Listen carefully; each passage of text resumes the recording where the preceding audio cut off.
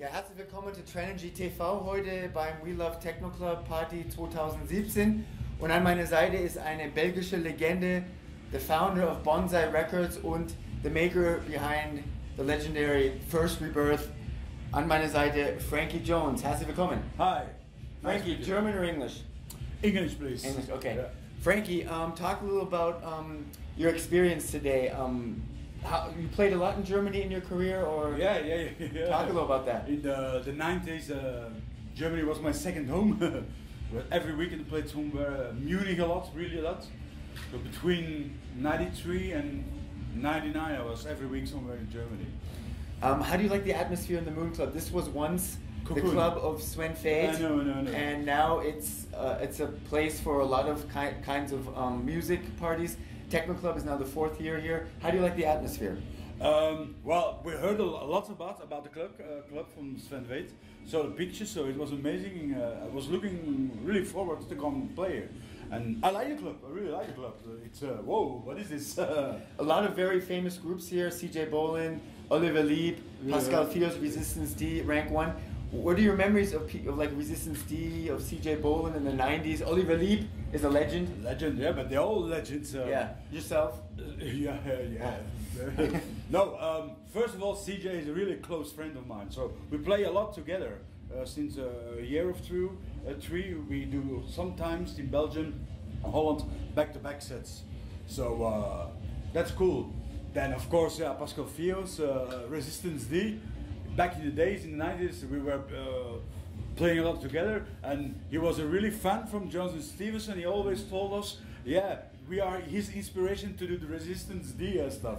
So and you are our inspiration to do that. So really cool. You played a lot of that music in your sets back in the day. What? You played the music of a lot of these acts today. Of course. And talk a little about Tala. What relationship do you have to him? When do you remember meeting him? In the 90s, maybe at a festival? I don't know. That's a long time.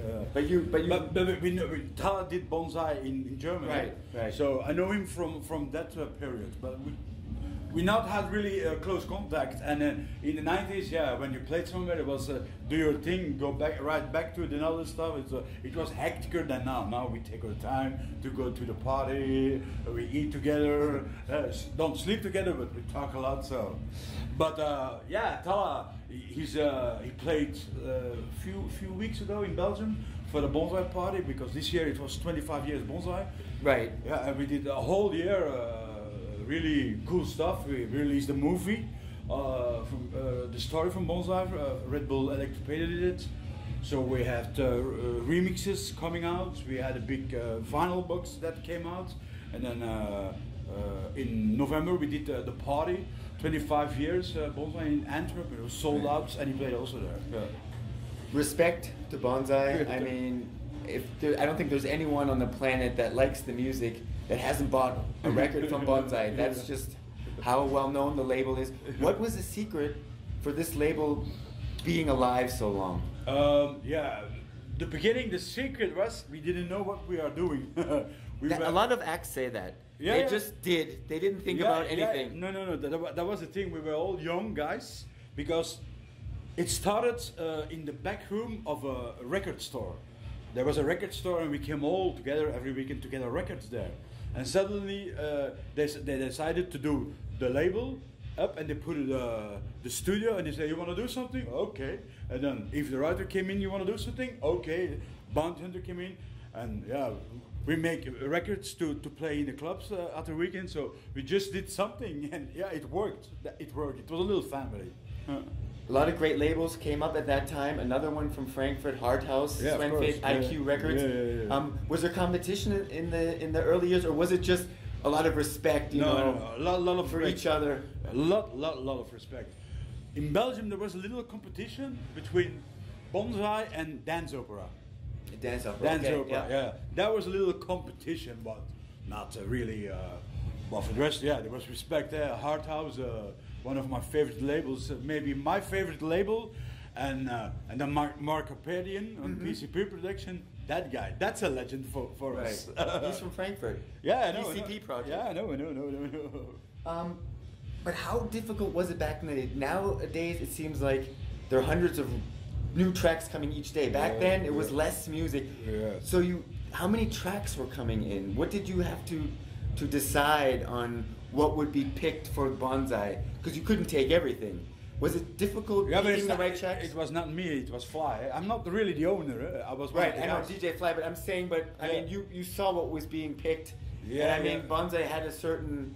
No, they released almost in the beginning everything. So okay, this is not for Bonsai Records. We start a new sub-label. Boom, let's put it out there. Right. It was like that, and it became a little bit also the thing that it was too much after some years.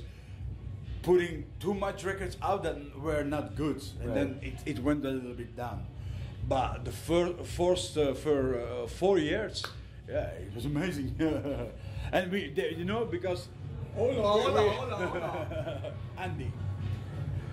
So Andy Dux gerade reingekommen.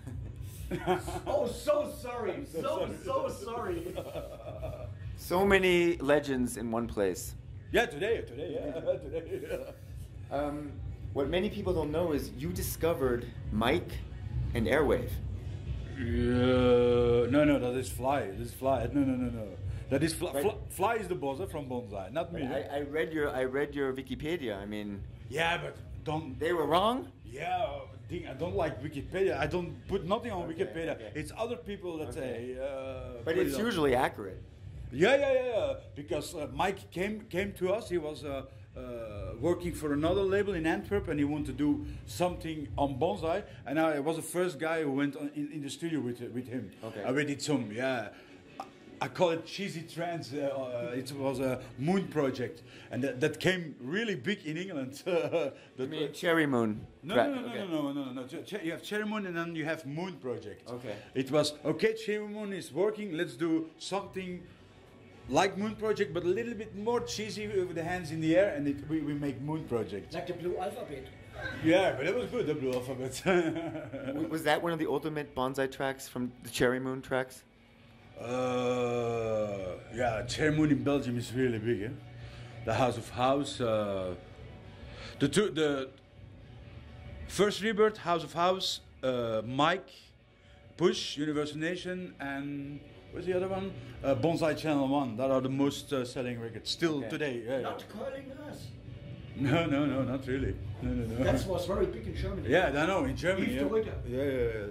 Because in Belgium you have every year from the national radio, Studio Brussels, they do the greatest switch, and the people can vote for the best 100 dance records of the year.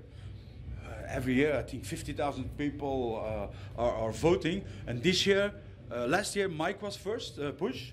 This year he was back again, and the first Rebirth was second, and Cherry Moon Tracks was seventh. They came in from nothing on the 7th place. Now, crazy. I have to ask you about your most famous track, the first Rebirth. Everyone knows it. Everyone's here heard it. What memories do you have producing that track? Was that something that just came quickly, or did it take a longer time? We made it in 15 minutes. No, I don't believe that. Really. And you know, the inspiration came from Jam and Spoon.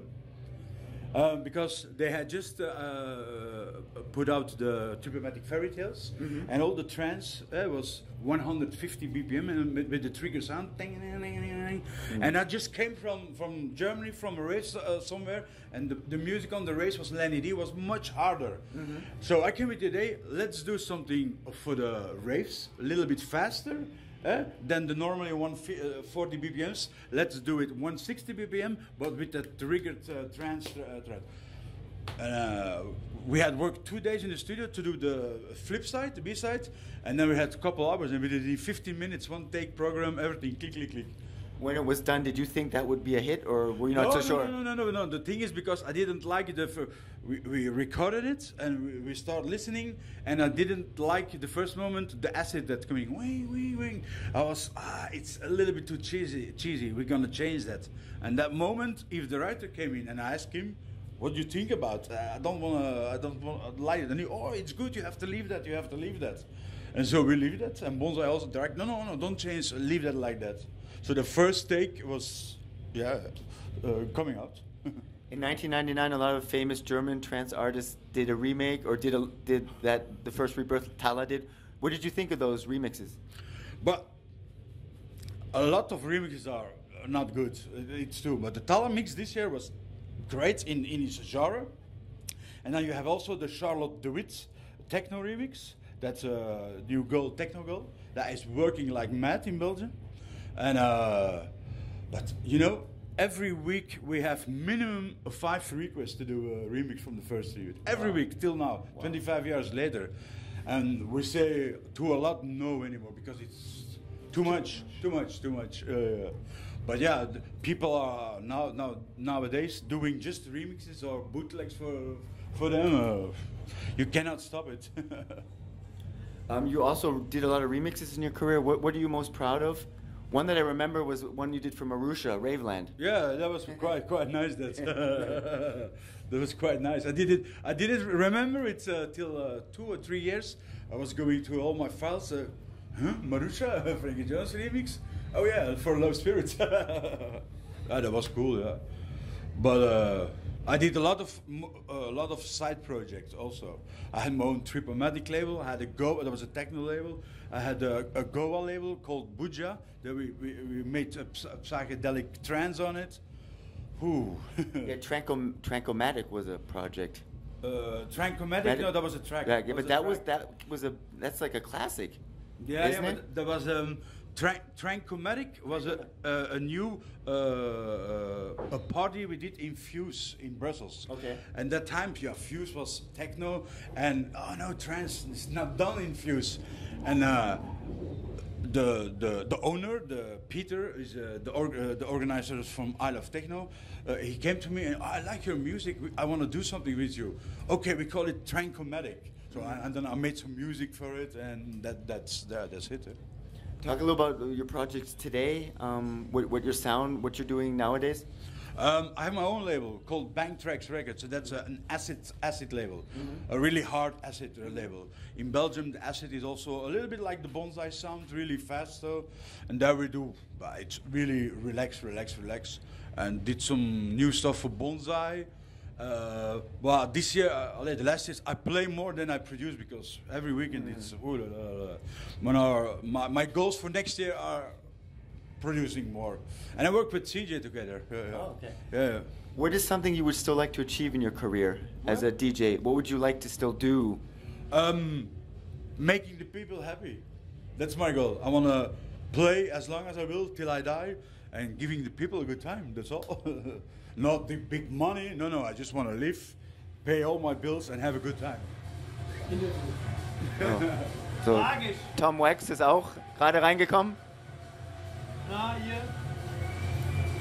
Yeah, okay. I go out something. I'm ending the interview. Right. Sometimes I don't know what to end it with, but I'm just going to end it with this one. What's your favorite Mark Spoon story? We heard today one. But my favorite Mark Spoon that I heard was that he was dancing on the Flughafen in München, and that all the people were jumping on him, and he had a broken leg. Oh, he was in the wheelchair. I remember that. Yeah, he had a broken leg, but he didn't feel nothing because he was partying all the day, and he danced till the end of the day and night with a broken leg. Okay, Franky, thanks for telling some interesting stories. Okay. All the best for you, Franky Oh. Jones from Belgium. Okay. Thank you. Bye. Yeah.